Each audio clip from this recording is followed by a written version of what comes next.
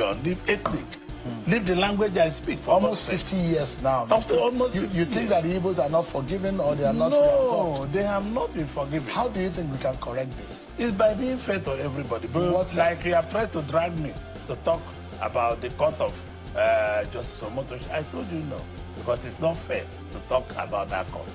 I'm following the law. What would be fair to be done to the Igbos that will make the Igbos think that they are just rehabilitate them and put them as a part of the country? How? Which President Tinubu is trying to do now. Bring them back. He's trying to do, but he has not done it. No, he's doing it. I mean, our roads are improving, our everything are improved on the way, unlike the way they were left before. Before, nobody talks about the express road. Look at it. Done the Port Harcourt express road going to Port Harcourt, doing the Enugu Black Panther express road. Is doing a lot of roads in our area, a lot, and a lot of investments that President Tinubu is doing, particularly in my state. Do you think that this issue that you are saying, this marginalization or not being unfair, do you think a lack of trust? Do you think it's one of the reasons why an Igbo man has not been Nigerian president since 1999? I might think so. Not only 1999, because you see, the country have grown so large that it will be difficult to break the country. People have intermarried, people have done investment, people have done all kinds of things. When you watch Mission, you watch, I will use Ejiba Football Club to always give you example. When I was governor, the Ejiba Football Club was there. We never pattern on anything that is not the best. You see, the left foot back, Shawu, Mohammed, Okafor, Ekpenyong, everybody. I used the best 11 to achieve what Nigeria wanted to do. And that is my belief. That is what is in my head. And I believe that every Nigerian have a role to play. And Igbo should not be demonized. Oh, Igbo, this, all kinds of names. My children were so upset the day when they went to Wusa Market. And we cannot... You think that Igbos are seen as second-class citizens in this country? Well, whether they are or not, I don't feel so. It's not written on me.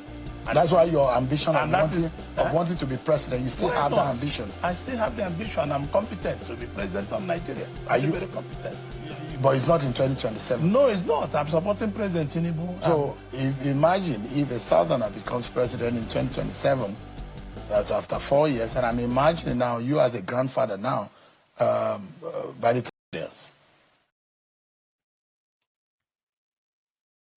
Is the one Nigerianist Igbo, who ordinarily they know what Nigeria, the Cold War that Nigeria seems to be having with the Igbos, which people like him are sort of like empowered, okay, to possibly neutralize that impression by, you know, trying to downplay it. Yeah, but we need to, yeah. You get that now? That we have done everything, or we have not done anything wrong. They're supposed to admit us, but we know that they are still not. Hate the effort of people like this for years that they have been in politics, in national politics. And people like him, when I say people like, I mean, they are, you know, leading political figures who have friends all over the place, you know, in the north, in the west, all those places, right? They have friends all over the place. But yet,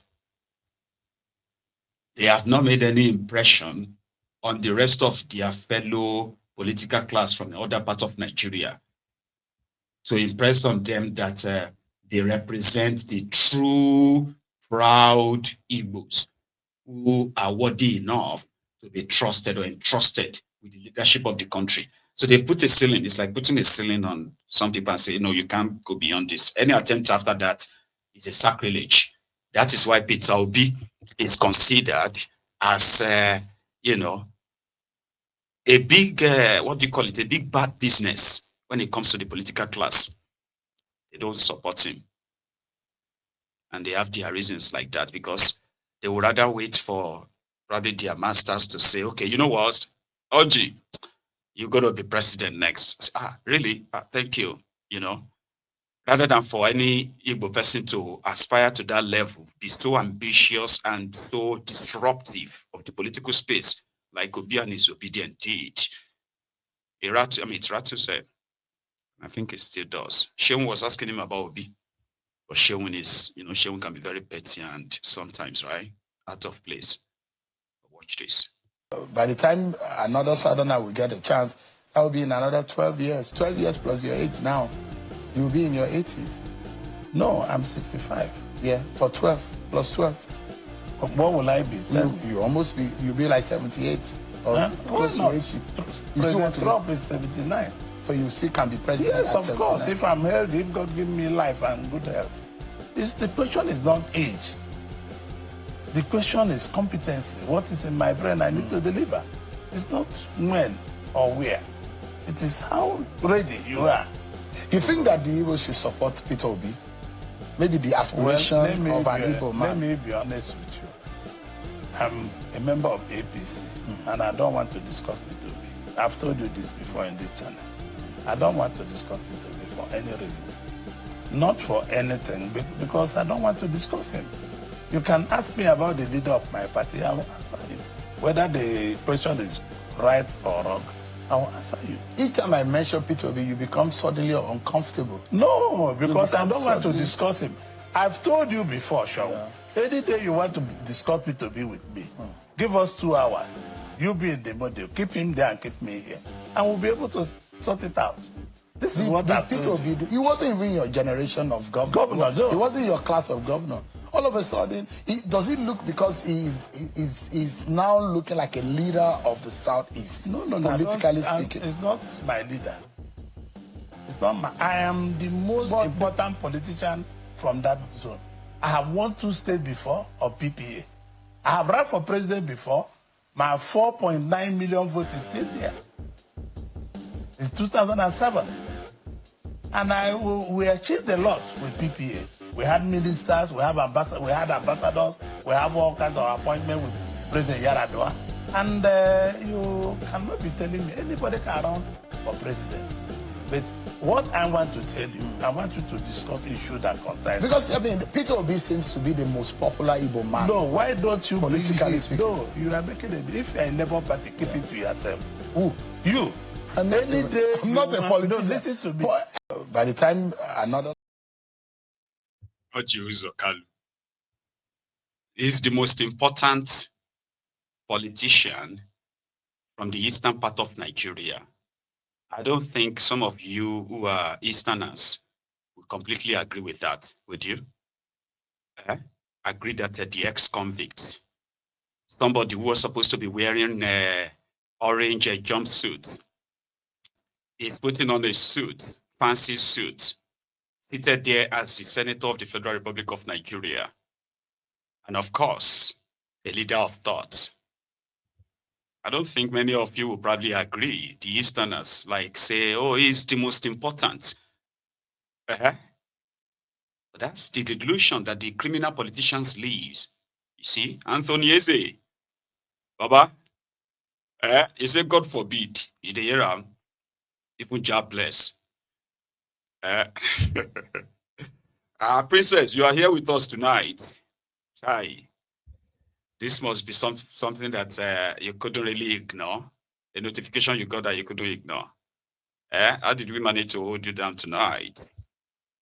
Anyway, Orji Kalu is dedicated. He has actually really earned a lot from it. He's made so much money. And it didn't start today. Okay? So he's one of the Babangida boys. For those who knows very well, by the way, he's been very, very rich since the 90s. I've just been the Babangida errand boys and all of them. And we all know what that meant, by the way, right? So Orji Kalu, despite that, when they were giving their closing speeches and all that in the last Senate, it was the same guy that reminded everybody that despite all his dedication, they still sent me to jail. You remember that video? Those that put me in prison know the reason they put me in prison. They took over all my businesses. I want to kill me. But I survived it. I'm in the Senate with you people. It's not the end to what we have done. It's not the end to United Nigeria. It's not the end to Brother Skipper. But these senators I called were with me. I never lacked. When the PDP that I was governor for 2 terms was being formed, I brought every money they used in forming that party. Every penny in 1997 and 98. And I later became a thief. And people I gave transport money from my house in VI became agents. This is what Nigeria represents. I want to thank my colleagues for giving me these 4 years of uninterrupted support. Because this country is not fair to so many of us. I built this country, I employed 13,800 workers. People employing nobody. And nobody asked them their source of wealth. I have 3 factories in Lagos, Nigeria. I have 2 factories in Ota, build manufacturing. I have 3 factories in Abia, manufacturing. And I'm a thief. And people that cannot explain where their source of wealth comes from, they are not thieves. I leave everything in the hands of God. I don't want to sit here and refill all my strategy. I am the first speaker among the 3 of us running. So they will spy on me. So you will have a limited answer here today. Another day you can bring me back. But that's part of what I do. Part of what I have to say. Orji Kalu stole 12 billion naira when he was governor of Abia State, and he was convicted for it.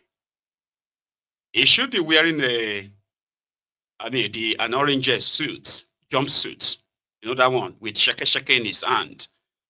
And possibly the only interview that Orji Kalu should be granting is the interview when he is apologizing to the people of Abia State for what he himself, as well as his successor, Theodore Orji, what they did, and then his own successor as well, that one where they share kerosene, what they did to the Anambra people in 24 years. But no, he's still there, speaking on behalf of not just the Anambrarian, not just the Abians, he's also speaking on behalf of the Easterners for these same oligarchs. Because one day, maybe, just maybe, the fit talk say, okay, may Congo be president. Okorocha comes to mind. He was asked about Mazi Nnamdi Kanu. And he dodged it, by the way. He dodged it. He said, you know what? They have not been really fair to the Igbos, and this marginalization continue to push agitations and the rest of that. But I don't want to talk about it. I like the rule of law. No. 2 days ago, which was probably less than 48 hours ago, Omoyele Sowore called out and said, there should be a consensus, sort of like a mobilization, a protest to demand for the unconditional release of Mazi Nnamdi Kanu. He called on all these political figures from the eastern part of Nigeria. He called on Atiku, Obi, the state governors, and the Igbos, everyone who stands for the what they call it, fundamental human rights and all that, should join, and the date has been picked. Since then, Sowore has been coming under different attacks, and I have to say, shockingly, to start with, when Atiku, because Atiku actually responded straight up and said, yeah, and it won't be the first time in 2024, the same Atiku actually demanded for the unconditional release of Nnamdi Kanu, or better still, the government should stop playing this hide and seek, keeping him all these delay tactics, okay? Adjournment, and all this nonsense. You want to try him for anything? Try him, and let's see the end. The court said you should let him go. You use your compromised, judiciary to manipulate the whole thing in order to still keep him in detention, to start a retrial, to order for a retrial. So Atiku has been receiving his own attacks too, surprisingly. These attacks are commonly coming from, few groups like that. We have seen some of you obedient who have been abusing, attacking Showore and all of that. We have seen some of you who claim to be, Biafran advocate or advocates or something like that, attacking him, abusing him, calling him names. For the Arewans, the closest jihadists from northern Nigeria, their own meltdown on Atifu's page is even legendary. Baba, I saw this closest jihadist attacking Atifu, calling Nnamdi Kanu a terrorist who's preaching. They said his preachings indoctrinated some of their people in northern Nigeria, that they were ready, they were planning to attack their leaders in the north as well. So that now Atiku is asking for that person to be released. Hello. I know some of you are pretty much like cherry pickers. People, one thing about injustice, right, is that it doesn't discriminate. And that is why when you see injustice, the right thing to do is to confront it before you become a victim too. Nigeria is a place where the injustice is the only thing that is so democratized, right? Everything else is marginalized. But the injustice in Nigeria, which cut across everywhere. And when you see yourself in the frame of things, you should never, right, wishes that the same system that you are trying to change, the same system that you are complaining about, the same system that everyone is tired of, the same system that is haunting those they tagged as their enemies, right? So the same system that you are trying to change, okay, is speaking on people who are also trying to change the system in their own way or demand for something better. Like you are demanding for something better. Okay, you disagree with this one, you disagree with that one. So the injustice from these rogues, from these criminals in power, picking these carefully selected adversaries, because they've called them adversaries and they've tagged them that use the instrument of the state to try to want to crush them. Unfortunately, it's taking longer than they probably envisaged, right? So if you want a better Nigeria as obedient, okay, ordinarily you should be moved. You should be angry. That's one thing or two things. If Nnamdi Kanu had committed any crime for real, it won't take 5 years, it won't take 10 years to actually prove that, Abi. So you as a person, you can tell that there is law. There's also rules of law. Rules of law means that if law says, if you have committed this, this, and that, and they have the evidence against you, they take you to court immediately, faster judicial process. You convict the person. If they disagree with that judgment, they appeal. And all of this could be concluded in months. But that's not what they are doing. The intention is to keep him or possibly even kill him. And they want everything they accuse him of to be believed by you. Meanwhile, they are in court. Court is where you can present all of that, all those incriminating evidence, and to jail this person. But they don't have that. The second one is that if they cannot try him, if they cannot do that, then they should let him go. Those are the two options, whether you like him or not. Even if you want him convicted, killed, they are in court, Abi. So the right thing is what?